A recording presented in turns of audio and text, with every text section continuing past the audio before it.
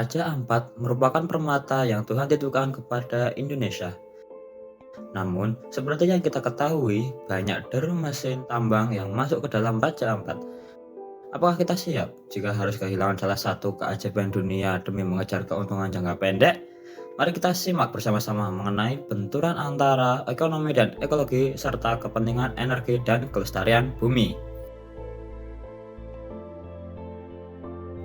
Masalah utama dalam kasus penambangan nikel di pulau-pulau kecil Raja Ampat berawal dari perhatian publik terhadap aktivitas tambang. Aktivitas tersebut dinilai bisa menimbulkan kerusakan lingkungan serius di kawasan wisata dan konservasi alam dunia. Raja Ampat dikenal sebagai daerah dengan keanekaragaman hayati laut tertinggi di dunia, yang menjadi kebanggaan Indonesia sekaligus aset penting bagi pariwisata berkelanjutan. Kegiatan tambang di pulau-pulau kecilnya dianggap tidak sejalan dengan prinsip pembangunan berkelanjutan yang dapat menekankan keseimbangan antara kepentingan ekonomi, sosial, dan lingkungan. Tambang nikel tersebut tentunya berpotensi menyepari laut, merusak terumbu karang, bahkan dapat mengganggu rantai makanan biota laut. Selain itu, aktivitas penambangan hutan yang dilakukan untuk tambang juga dapat menyebabkan erosi, hilangnya mangrove, dan ancaman spesies endemik. Kemudian, jika laut kehilangan nyawanya, masyarakat ikut kehilangan sumber penghidupan.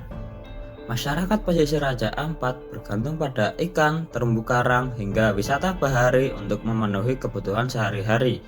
Ketika tambang mulai menggerus lingkungan, kekhawatiran masyarakat tidak hanya pada lingkungan yang rusak, tetapi juga hilangnya pekerjaan dan pendapatan.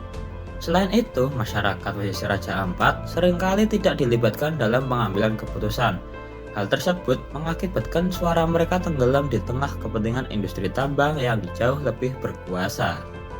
Masalah ini mendapat perhatian serius dari pemerintah. Menteri ESDM Bahlil Lahadalia atas arahan Sekretaris Kabinet dan Presiden Prabowo Subianto segera melakukan penyelidikan untuk memastikan kebenaran informasi tersebut. Hasilnya menunjukkan bahwa dari 5 perusahaan tambang nikel yang memiliki izin usaha pertambangan (IUP), hanya PT Kak Nikel yang memiliki izin lengkap dan rencana kerja resmi RKAB untuk tahun 2025. Selain pencabutan izin, pemerintah juga memperketat sistem perizinan dan pengawasan kegiatan tambang di wilayah sensitif agar kasus serupa tidak terulang. Pemerintah berkomitmen untuk mendorong pembangunan berkelanjutan di Raja Ampat dengan mengutamakan sektor yang ramah lingkungan seperti ekowisata dan konservasi laut. Dengan adanya langkah tegas ini, menunjukkan pembangunan ekonomi itu tidak boleh mengganggu kelestarian lingkungan.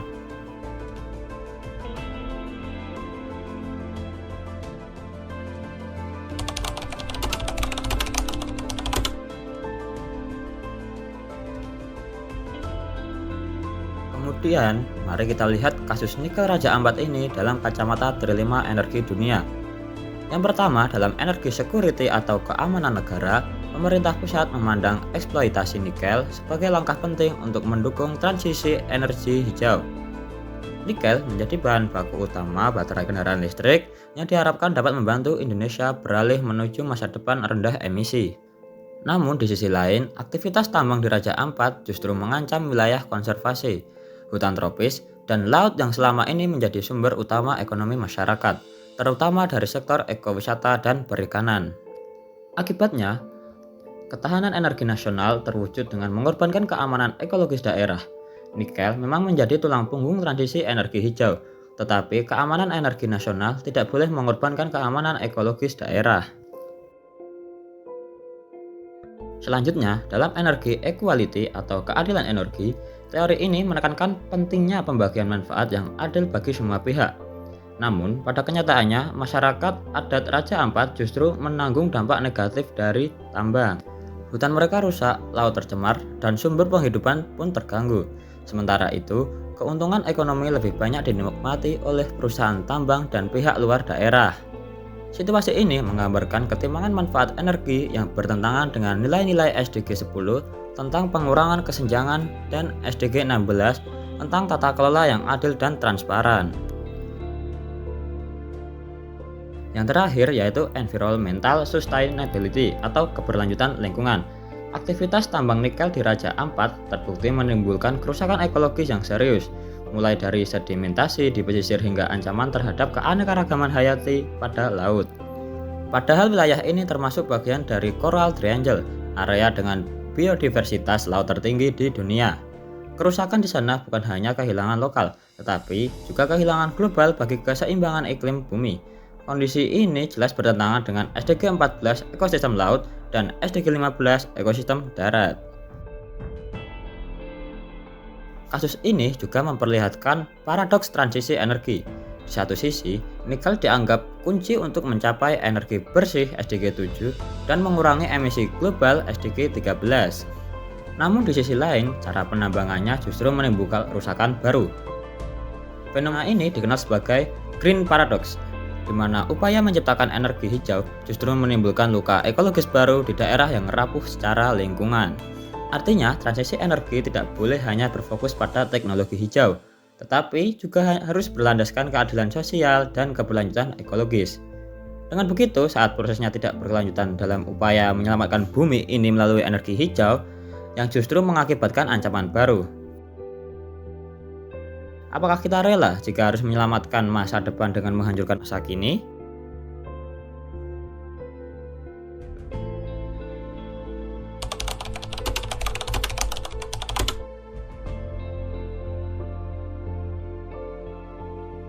Kelompok kami menilai mengenai kasus ini merupakan contoh nyata dari dilema antara pembangunan ekonomi dan pelestarian lingkungan. Pemerintah memiliki tugas yang besar dalam menjaga keseimbangan antara kebutuhan energi nasional dan tanggung jawab ekologis. Kami melihat bahwa langkah yang dilakukan pemerintah dalam mencabut izin 4 perusahaan tambang nikel di Raja Ampat merupakan keputusan yang cukup tegas. Hal tersebut dikarenakan aktivitas tambang yang dilakukan perusahaan tersebut tidak memiliki rencana kerja dan anggaran biaya RKAB serta berpotensi merusak ekosistem laut. Langkah tersebut memperlihatkan bahwa pemerintah menerapkan prinsip good governance, hukum lingkungan, dan perlindungan wilayah pesisir sebagaimana diatur dalam Undang-Undang Nomor 1 Tahun 2014. Namun, kelompok kami juga menilai bahwa pencabutan izin tersebut belum menyelesaikan akar masalah. Masih terdapat beberapa tantangan serius dalam pengawasan, pemilihan ekosistem, pasca tambang, dan sistem perizinan.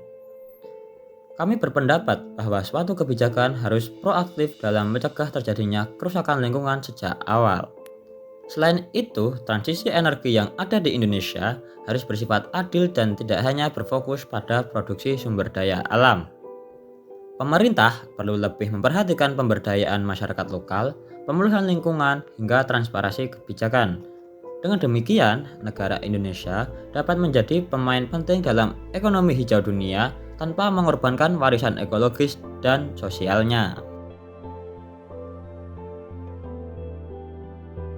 Raja Ampat merupakan wajah Indonesia yang memiliki keindahan tidak tergantikan. Lalu, jika kita kehilangan ini, tentu saja kita juga kehilangan salah satu alasan dunia mengenal Indonesia sebagai negeri yang kaya akan keindahan alamnya. Maka dari itu, kita sebagai masyarakat Indonesia harus menjaga warisan bumi, bukan masyarakat yang hanya menyaksikan surga terakhir hancur begitu saja.